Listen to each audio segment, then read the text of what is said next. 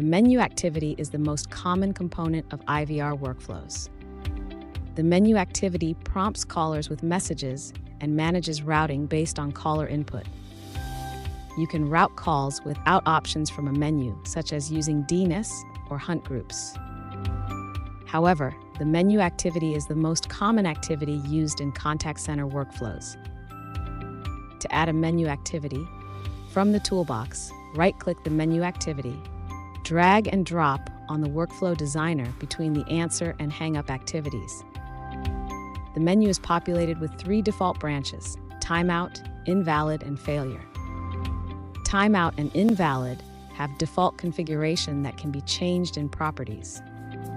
To modify, right-click the menu branch, select Show Properties. Invalid attempts default setting is 3.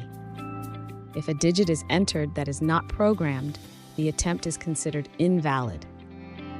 The invalid attempt routes the call down the invalid path. By default, a message is played asking the caller to try again. A go-to activity can send the call back to the top of the workflow and play the message again. If after the default 3 attempts, the caller has not entered a valid selection, the call is sent to the failure branch. The call routes are based on the failure branch configuration. We recommend the failure branch. Transfer the call to a person to help in routing the call. The timeout default allows the caller 3 attempts to enter their DTMF option. If DTMF is not entered after 3 attempts, the call is sent to the failure branch and will route as specified. A 5-second default is set for the no-digit timeout. If no selection is made for the no-digit timeout, a message is played and the call continues down the timeout branch. The call routes to the go-to activity, which replays the instruction prompt to the caller. Instructions must be assigned to prompts. The prompts hold the messages played to callers, giving them instructions to press digits for certain options. To assign instructions, right-click the menu branch, select Edit Instruction Prompt. Choose Select from an existing prompt. Select the message. Click OK. The prompt has been assigned to the instruction. For more information on how to create new messages and audio files, please see our additional videos. With the instruction prompt assigned to the workflow, we must program the branches to match what the recording specified.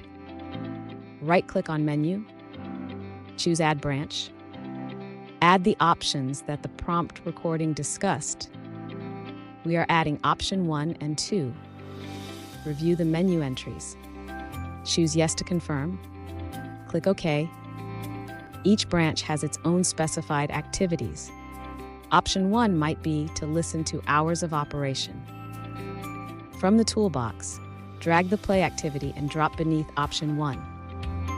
Right-click the play branch. Select Prompt. Choose Select from an existing prompt. Select the prompt to play the business hours. Click OK. We can add more branches as needed. Click on the menu branch. Select Add Branch. Add the other branch or branches. Click OK. If Option 2 is to hear a business address, drag and drop the play activity under Option 2. Right-click the play branch. Select Prompt. Choose Select from an existing prompt. Choose the message to play the recorded address information. Click OK.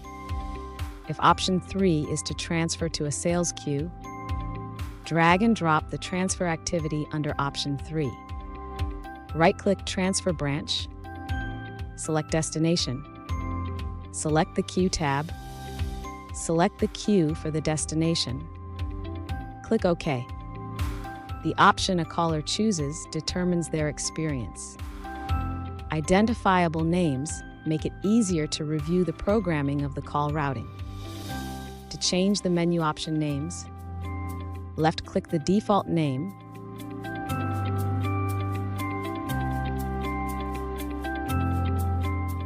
or change the name in the Properties section.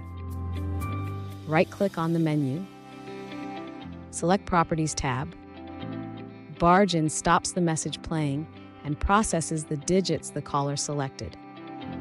If disabled, the message plays in its entirety before the caller's DTMF input is accepted. It is recommended for important messages that need to be played in their entirety to disable barge in. In-between digit delay is used when a caller enters more than a single-digit number.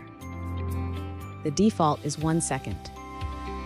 It's recommended to set the in-between digit delay to 2 or 3 seconds to help callers who have trouble entering digits on their phone.